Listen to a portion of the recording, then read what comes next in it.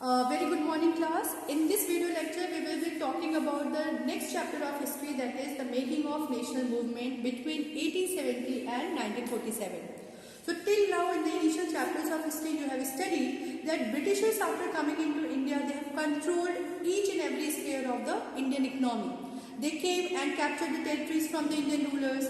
They dominated the peasant and the tribal. They have snatched the rights of the tribal areas. They have dominated the peasant class. They have completely changed our education system. They have changed some laws regarding to women and education. And then they have also brought down some different kinds of activities in India which was completely disliked by the Indian people.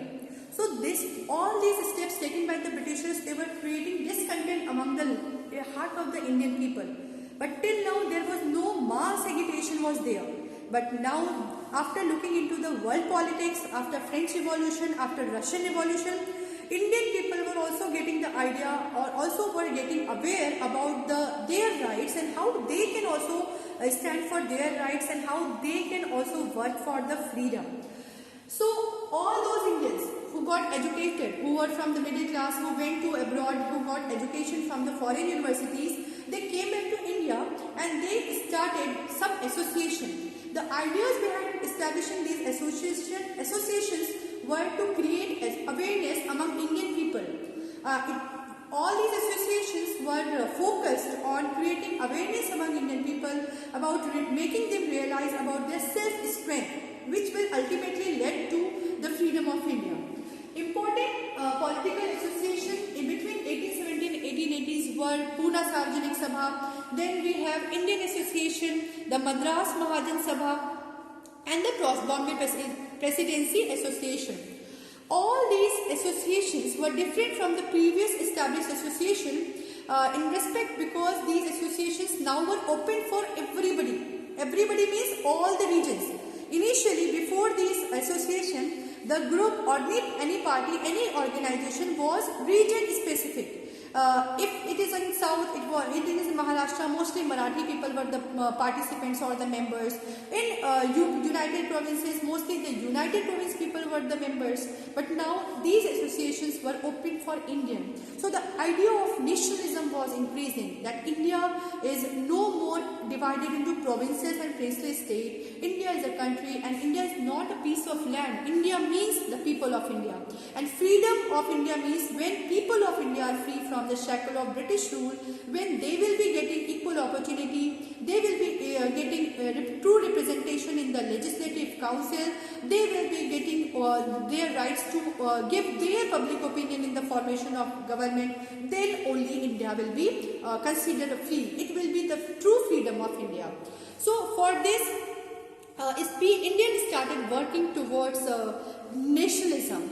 But the true spark came in this idea of nationalism after the introduction of three bills, or you can three laws by the Britishers. These three laws completely opened the eyes of Indians towards the true nature, the true policies of the Britishers. First law which was introduced by Britishers was the Arms Act. This was introduced in 1878. Under this act, no Indians were allowed to keep any weapon or any arm. Even for their self-defense, they were not allowed to keep the weapon. But this rule was only for Indian people. It was not for the Britishers. So this was this first act which enlightened that Britishers always discriminated between Britishers and Indians. They always considered Indian as inferior to the Britishers.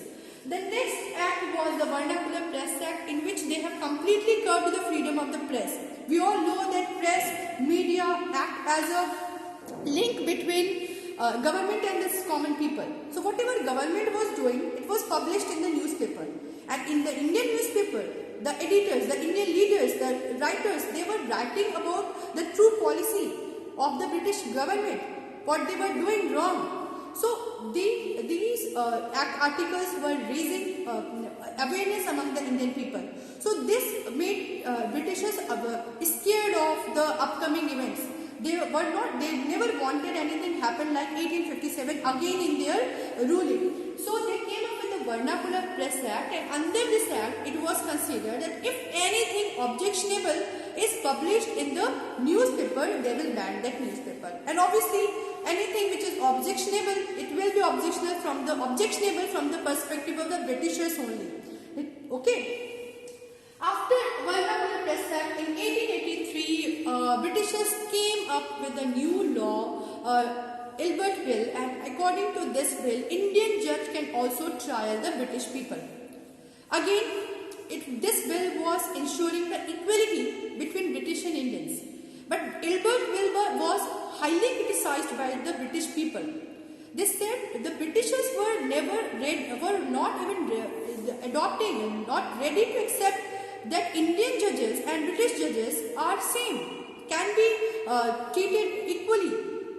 So how can, it was the biggest insult for Indian people that it doesn't matter how much educated you are, you will be treated as inferior to the Britishers. So this Ilbert Bill was criticized because it ensured the equality of Indian and British judge. But British wanted that British can trial both Indian people and the British people, but Indian judge will only trial an Indian. An Indian judge will never be trialing a Britishers. And Indian judge will never be having the right to punish any British official or any British person, any British citizen, because Britishers are by race superior to the Indian. So after these three acts and these three laws, it was completely clear to the Indian people that Britishers are not treating us equally. We are only subject to the Britishers, and they are here only to exploit our resources. They are not here to do any favor, do any good for our country. So the idea of nationalism started taking or gaining speed after these activities or after these important changes in the Indian history. After this, one important event in Indian history is the formation of Indian National Congress in 1885. Indian National Congress was a combination, as a party, was established by some eminent leaders of Congress, including Dadabhai Nauroji, Firoz Shah Mehta, Liaquat Ali. All these important leaders, they have established this political party so that they can keep their demands, or they can represent Indian people in front of the Britishers. And because these all people, they all were a group of educated people, they always believed in the policy of prayers. They always believed that if we communicate to the Britishers, they will listen to us, because Britishers are educated people. So let's talk to them like educated masses, and let's ask for something which we did not get till now. So some of the demands of the Congress in front of the Britishers were, number one, they wanted more representation in the Legislative Assembly. They wanted more representation in the Legislative Assembly. They wanted share in the public opinion, representation in the Legislative Assembly. They wanted representation in the provinces.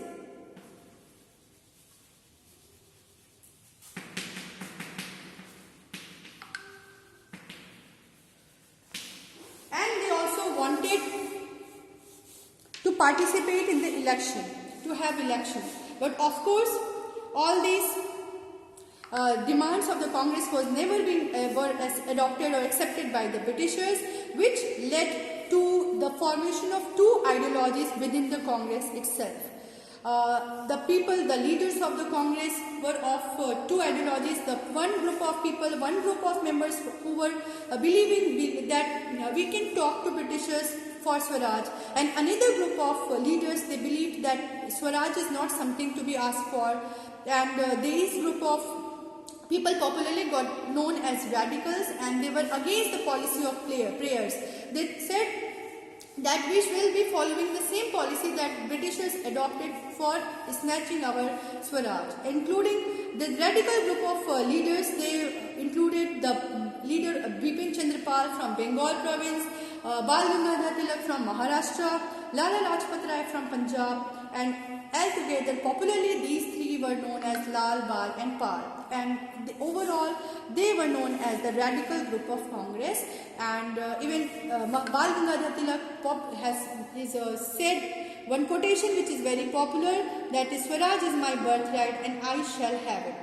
So radical and moderates were two ideologies of the Congress, and later on till after formation till 1906 they worked together, but after the partition of Bengal in 1905, in 1906 the relation between moderates and radicals became so tense that ultimately in 1906 Congress got divided into two parts, which is known as the Congress split, and these two parts are known as the moderate and the radicals. And after split, moderate dominated Congress, and the radical leaders like Bal Gangadhar Tilak and his supporter, they keep working outside the Congress. So after 1905, so many political situations changes inside India that we will see in our next video.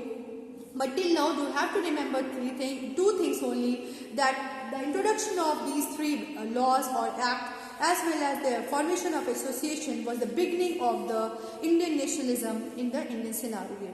In the next video we will be talking about the partition of Bengal, the split of Congress, and the 1907 Muslim League and Congress combination. Till then, have a nice day ahead everyone. Thank you so much for watching.